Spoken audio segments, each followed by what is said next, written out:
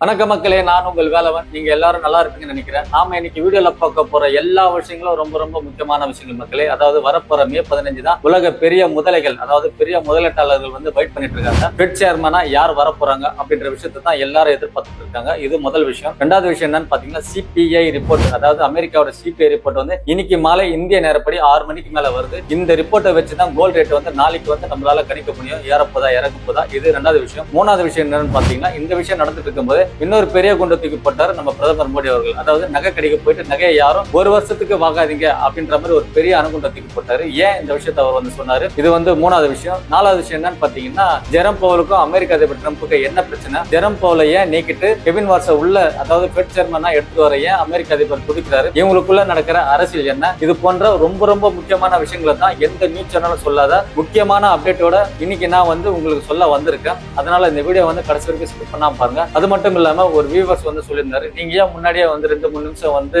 ரொம்ப அதிகமா பேசுறீங்க பிரதர், அதை கொஞ்சம் குறைங்க அப்படின்ற மாதிரி சொல்லியிருந்தாரு. நான் ஏன் அப்படி பேசுறேன்னு பாத்தீங்கன்னா, வீடியோல என்ன இருக்குன்ட்டு முதல்லயே நான் சொல்லிட்டேன், மக்கள் வந்து கொஞ்சம் ஆர்வமா பாப்பாங்க பிரதர். நான் முன்னாடியே சொல்லணும்னா இது வந்து போர் அடிக்கிற மாதிரி போயிடும். அதனாலதான் எல்லா விஷயத்தையும் நான் முன்னாடியே சொல்லிடுறேன். அப்புறம் அவங்க வந்து கொஞ்சம் ஸ்டே பண்ணி என்னதான் சொல்றாரு பார்க்கலாம் அப்படின்ற மாதிரி கொஞ்சம் வாட்ச் பண்ணுவாங்க. அதனாலதான் இந்த வீடியோலயே வந்து முன்னாடியே நான் வந்து சில விஷயங்களை சொல்லிடுறேன். நீங்க கொஞ்சம் கோச்சிக்காதீங்க, சரிங்களா? சரி, அவர் சொன்ன மாதிரி நம்ம டைம் வேஸ்ட் பண்ணாம வீடியோக்குள்ள போயிடலாம். Welcome back to Velavan info hub channel.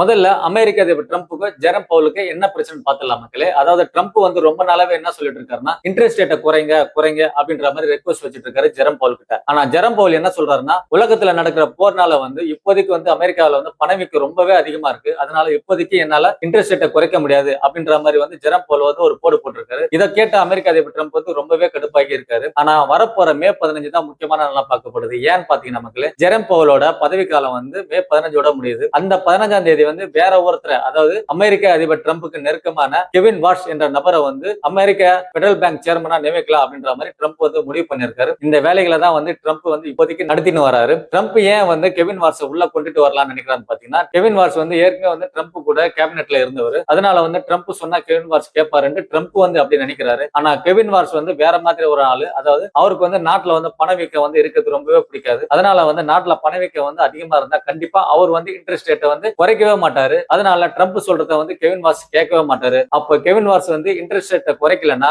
அப்ப கோல்டுக்கு என்ன ஆகும்? டாலர் மதிப்பு வந்து ஸ்ட்ராங் ஆகும், கோல்டு வந்து கீழே விழும். இது வந்து ரொம்ப முக்கியமான பாயிண்ட் மக்களே. இதுதான் இப்போதைக்கு நடக்க போற விஷயம். அதாவது மே 15ஆம் தேதி நடக்க போற இன்னொரு பெரிய அணுகுண்டு இதுதான். இதை நல்லா புரிஞ்சுக்கங்க மக்களே.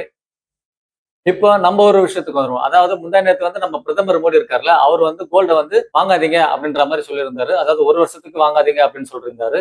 அதை வந்து நான் வந்து போன வீடியோல வந்து தெளிவா உங்களுக்கு சொல்லியிருந்தேன், ஏன் வாங்க வேணாம்னு சொல்லியிருந்தாரு. இந்த சம்பவம் இப்படி நடக்கும்போது இன்னொரு சம்பவம் நடந்திருக்கு. என்னன்னு பாத்தீங்கன்னா, இன்னைக்கு வந்து உத்தரப்பிரதேசல வந்து நகைக்கடை வியாபாரிகள்லாம் வந்து என்ன பண்ணிருக்காங்கன்னா வந்து ஒரு பெரிய போராட்டம் நடத்திருக்காங்க. யாருக்கு எதிராக பாத்தீங்கன்னா நம்ம மோடிக்கு எதிர்க்க. அதாவது ஏற்கனவே வந்து பிரச்சனை அதிகமா போயிட்டு இருக்கு. அதாவது நகைக்கடையே வந்து வியாபாரம் வந்து கம்மியா இருக்கு. இதுக்கு நடுவுல வந்து நம்ம பிரதமர் மோடி வேற வந்து நகையை வாங்க வேணாம்னு சொல்லியிருக்காரு, அதனால வந்து எங்க வியாபாரமே படுத்துருமே அப்படின்ற மாதிரி ஒரு பெரிய போராட்டம் நடத்திருக்காங்க. இந்த சம்பவத்தை நல்லா பாருங்க என்ன நடக்க போகுதுன்ட்டு. நம்ம ஏன் வந்து நகையை வாங்க வேணான்ட்டு நம்ம பிரதமர் மோடி சொன்னார்னா, ஏற்கனவே வந்து நம்ம டாலர் வந்து நம்ம கையில கம்மியா இருக்கு. அதனால வந்து டாலர் இன்னும் கம்மியாயிடுச்சுன்னா, அதாவது டாலர் கொடுத்துதான் நம்ம நகையை வாங்குறோம்ல, அப்ப டாலர் நம்ம நாட்டுல இருந்து இன்னும் வெளியே அதிகமா போயிடுச்சுன்னா நம்மளோட இந்திய ரூபாயின் மதிப்பு வந்து குறையும். அதனாலதான் வந்து பிரதமர் மோடி வந்து நம்ம நகையை வந்து இப்போதைக்கு வாங்காதீங்க அப்படின்னு சொன்னாரு. ஆனா நகைக்கடை வியாபாரிகள் என்ன சொல்றாங்கன்னா, எங்க வியாபாரம் படுத்துடுச்சு, அப்ப நாங்க என்ன பண்றது அப்படின்ற மாதிரி கொஸ்டின் கேக்குறாங்க. நல்ல தேசப்பத்திக்கு இருக்கிறவங்க, நாட்டு மக்களை பத்தி சிந்திக்கிறவங்க வந்து கண்டிப்பா இந்த மாதிரி போராட்டங்கள் நடத்த மாட்டாங்க. ஏன்னு பாத்தீங்கன்னா மக்களே, இப்போதைக்கு நம்மளுக்கு தேவை பெட்ரோல் தான். நம்ம நடமாறதுக்கும் நம்ம வியாபாரத்துக்கும் எல்லாத்துக்கும் நம்ம தேவைப்படுறது டீசல், பெட்ரோல் தான். இப்போதைக்கு நம்மளுக்கு நகை தேவை கிடையாது அப்படின்னு நினைக்கிறவங்க வந்து கண்டிப்பா போயிட்டு நகையை வாங்க மாட்டாங்க. அதனால வந்து இப்போதைக்கு நகையை யாரும் வாங்காததுனால நகையோட ரேட் வந்து கண்டிப்பா குறைய மக்களே. அதாவது டிமாண்ட் கம்மியாயி, நகையோட டிமாண்ட் கம்மியாயி கோல்டு ரேட் வந்து கண்டிப்பா கீழே வரும். இது ரெண்டாவது முக்கியமான விஷயம். நான் ஏற்கனவே சொல்லியிருந்தேன், நிறைய பேர் சொன்னாங்க கோல்டு வந்து ஏறப்போகுது. கண்டிப்பா ஷார்ட் டைம்ல கோல்டு இறங்கிதான் ஏறும். அந்த இறங்குற டிப்பை வந்து நீங்க வந்து கண்டிப்பா பயன்படுத்தணும். அந்த இறக்கம் தான் இப்போதைக்கு வரப்போகுது மக்களே. எல்லாரும் ரெடியா இருங்க, சரிங்களா? கோல்டு ஏன் இறங்க போகுதுன்றதுக்கான ரெண்டாவது விஷயம் இது, சரிங்களா?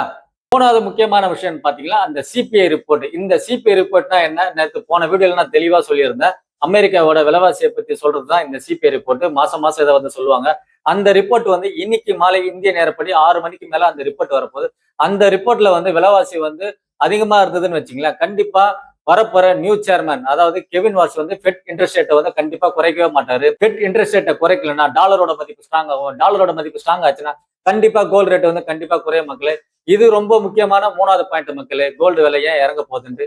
இந்த எல்லா சம்பவமும் பாருங்க, கோல்டு இறங்குறதுக்கான வாய்ப்பை தான் நம்மளுக்கு கண் முன்னாடி எடுத்துன்னு வந்து நிக்குது. அதனால வந்து நான் எல்லா வீடியோலும் சொல்றேன், கோல்டு இறங்க போகுது, கோல்டு இறங்க போகுது. நீங்களும் அந்த கோல்டு இறக்கத்தை பயன்படுத்திட்டு தங்க வாங்குறதுக்கு ரெடியா இருக்க மக்களே. ஒரு வீவர் கேட்டிருந்தாங்க, அதாவது கோல்டு இப்ப வாங்கலாமா பிரதர் அப்படின்ற மாதிரி, கோல்டு ரேட் எவ்வளவு இறங்க போகுது அப்படின்ற மாதிரி கேட்டிருந்தாங்க. நண்பர்களே, இந்த வீடியோல ஒரு முக்கியமான விஷயம் சொல்றேன். தங்க விலை நாளைக்கு என்ன ரேட் குறைய போகுதுன்ட்டு யாராலையும் சொல்ல முடியாது. உங்களால சொல்ல முடியுமா? எந்த நிபுணனால சொல்ல முடியும் இந்த ரேட் வரைக்கும் கம்மியாக போகுதுன்ட்டு? அது என்னாலையும் சொல்ல முடியாது. கோல்டு விலை குறைய போதா ஏற போதான்றது வேணா மட்டும் கணிச்சு யாராலையும் சொல்ல முடியும். இவ்வளவு ரேட்டு கம்மியாக போகுது, இவ்வளவு ரேட்டு கம்மியாக போகுது அப்படின்றத வந்து யாராலும் சொல்ல முடியாது. நீங்க கொஞ்சம் தயவு செய்து அதை புரிஞ்சுக்குங்க, சரிங்களா? நம்ம வீடியோல என்ன பண்றோம்னா, உங்களை வந்து எஜுகேட் பண்றோம். இந்த மாதிரி சம்பவங்கள்லாம் நடக்குது, இந்த சம்பவத்தால வந்து கோல்டு ரேட் வந்து இறங்குறதுக்கு வாய்ப்பு அதிகமா இருக்கு அப்படின்ற விஷயத்தை தான் நான் உங்ககிட்ட வந்து தெளிவா சொல்லி, கோல்டு விலை ஏன் இறங்க போகுதுன்ற அந்த காரணத்தையும் உங்ககிட்ட தெளிவா சொல்லி நான் வந்து விளக்குறேன். அதனால வந்து என்கிட்ட வந்து எவ்வளவு ரூபாய் கம்மியாக போகுது கோல்டு ரேட்டு நாளைக்கு அப்படின்ற கேள்வியை மட்டும் தயவு செய்து என்கிட்ட கேட்காதீங்க. ஆனா கோல்டு விலை வந்து கண்டிப்பா கம்மியாக போகுது. நீங்க கல்யாணத்துக்கோ இல்ல நல்ல விசேஷத்துக்கோ வாங்கணும்னு நினைச்சீங்கன்னா கண்டிப்பா வந்து கோல்டு போய் வாங்குங்க.